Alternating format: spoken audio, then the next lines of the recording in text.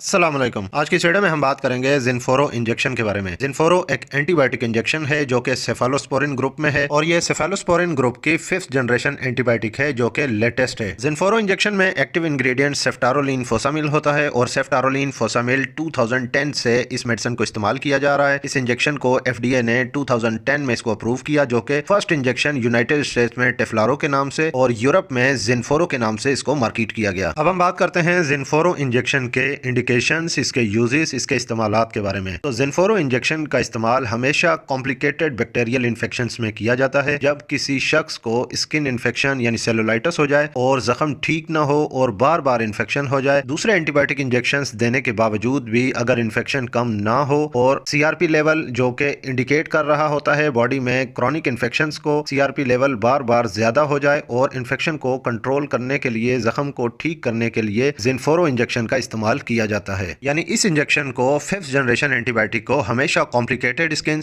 Infections यानी कि जब इन्फेक्शन बुरे तरीके से जिस्म में फैल रहा हो और जिस्म में कंट्रोल ना हो रहा हो, तभी ये 5th जनरेशन एंटीबायोटिक इस्तेमाल की जाती है। और स्किन इन्फेक्शंस में सिर्फ वो स्किन ही फिर इन्फेक्टेड नहीं होती बल्कि डीप सॉफ्ट टिश्यूज भी इन्फेक्टेड हो जाते हैं, डीप सॉफ्ट टिश्यू इन्वॉल्व हो जाते हैं जिसमें इन्फेक्टिव सेलुलाइटिस हो सकता है। इसके अलावा अल्सर वूंड या अल्सर वूंड के साइट इन्फेक्शंस, किसी एरिया में अगर इन्फेक्शन हुआ हो तो वहां पे अल्सर बन गया हो, या अक्सर अफराद में, अक्सर पेशेंट्स में सर्जिकल साइट इन्फेक्शन हो सकता है यानी कि ऑपरेशन करने के बाद वो जख्म खराब हो जाए और वो जख्म बिल्कुल ठीक ना हो रहा हो बल्कि दिन ब दिन खराब होता चला जाए, तब ये इंजेक्शन इस्तेमाल किया जा सकता है उन इन्फेक्शंस को ट्रीट करने के लिए। इसके अलावा मेजर एब्सेस यानी कि जब हमारी बॉडी में किसी भी जगह एब्सेस, जिसको हम आसान अल्फाज में फोड़ा कहते हैं, जिसमें स्किन इन्फेक्शन हो जाता है और स्किन इन्फेक्शन होने के साथ साथ डीप सॉफ्ट टिश्यू इन्फेक्शन भी हो जाता है जो कि दिन ब दिन खराब होता चला जाता है, तो ऐसे स्किन इन्फेक्शन को, ऐसे मेजर एब्सेस को ट्रीट करने के लिए भी जिनफोरो इंजेक्शन का इस्तेमाल किया जाता है। इसके अलावा जिनफोरो इंजेक्शन का इस्तेमाल बर्न केसेस में भी किया जाता है। ऐसे बर्न केसेस जो शख्स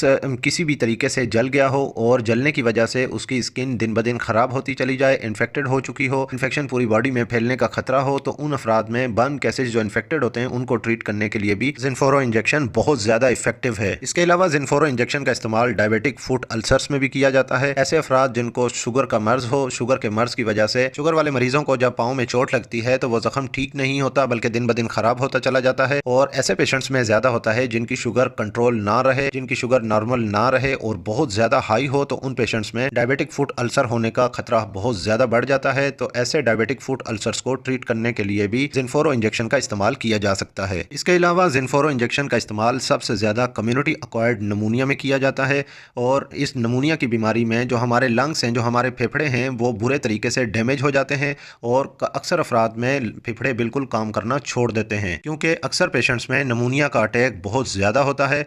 तो नमूनिया के अटैक की वजह से पेशेंट को हॉस्पिटलाइज किया जाता है, पेशेंट को हॉस्पिटल में एडमिट किया जाता है और सीवियर अटैक की वजह से अक्सर अफराद में नमूनिया के अटैक से पेशेंट्स की डेथ भी हो जाती है क्योंकि अक्सर पेशेंट्स में जब लंग्स अपना काम करना छोड़ देते हैं तो उन पेशेंट्स को वेंटिलेटर पर डाला जाता है। कुछ पेशेंट्स सर्वाइव कर जाते हैं यानी इस बीमारी के मौत के मुंह से निकल आते हैं, वरना अक्सर अगर सीवियर अटैक हो, इस नमूनिया की बीमारी का अटैक बहुत ज्यादा हो, तो अक्सर पेशेंट्स मौत के मुंह में चले जाते हैं और उन पेशेंट्स में डेथ होने के ज्यादा चांसेस होते हैं जो कि डायबिटिक यानी शुगर के मर्ज में मुब्तला हो, या वो स्मोकर्स यानी सिगरेट पीते हों, या उनका इम्यूनिटी लेवल लो हो। खास तौर पर बुजुर्ग अफराद और बच्चे जो कि 2 साल से कम उम्र के बच्चे हों, वो बहुत ज्यादा इस बीमारी की जकड़न में आ सकते हैं। तो उन अफराद में कम्युनिटी एक्वायर्ड नमूनिया को ट्रीट करने के लिए भी जिनफोरो इंजेक्शन का इस्तेमाल किया जा सकता है। अब हम बात करते हैं जिनफोरो इंजेक्शन के डोजेज के बारे में कि इस इंजेक्शन का डोज क्या होगा और इसको लगाने का तरीका क्या है और किन बातों का खास ख्याल रखना चाहिए। तो सबसे पहले एक बात ये जहन नशीन कर लें कि जिनफोरो इंजेक्शन 600 mg की स्ट्रेंथ का होता है, यानी ये 600 मिलीग्राम का एक वायल होता है जो कि ये इंजेक्शन पाउडर फॉर्म में होता है और इंजेक्शन लगाने से पहले इसको डाइल्यूट करना होता है, यानी इस इंजेक्शन को प्रिपेयर किया जाता है और डाइल्यूशन के लिए आप 10 cc डिस्टल वाटर या नॉर्मल सलाइन इस्तेमाल कर सकते हैं। जब आप इसको डाइल्यूट करेंगे तो ये इंजेक्शन डार्क येलो कलर का हो जाएगा और इस इंजेक्शन को फर्दर डाइल्यूशन के लिए 100 ml नॉर्मल सलाइन सोल्यूशन का इस्तेमाल करना होगा। और जिनफोरो इंजेक्शन सिर्फ इंट्रावेनस यानी कि वेन में लगाया जाएगा, रग में लगाया जाएगा और इसको ना तो सबक्यूटेनियस दे सकते हैं और ना ही इंट्रामस्कुलर इंजेक्शन ये दे सकते हैं। जिनफोरो इंजेक्शन का एडल्ट डोज यानी कि इसको बालिग अफराद में लगाने के लिए 600 mg 12 आवरली यानी कि दिन में 2 बार इसको इस्तेमाल किया जाता है जो कि हर 12 घंटे के बाद इस्तेमाल किया जाता है। और जिनफोरो इंजेक्शन 5 to 7 डेज यानी 5 से 7 दिन या 10 to 14 डेज यानी 10 से 14 दिन तक इसको कंटिन्यू किया जाता है। यह डिपेंड करता है पेशेंट की कंडीशन पे, पेशेंट के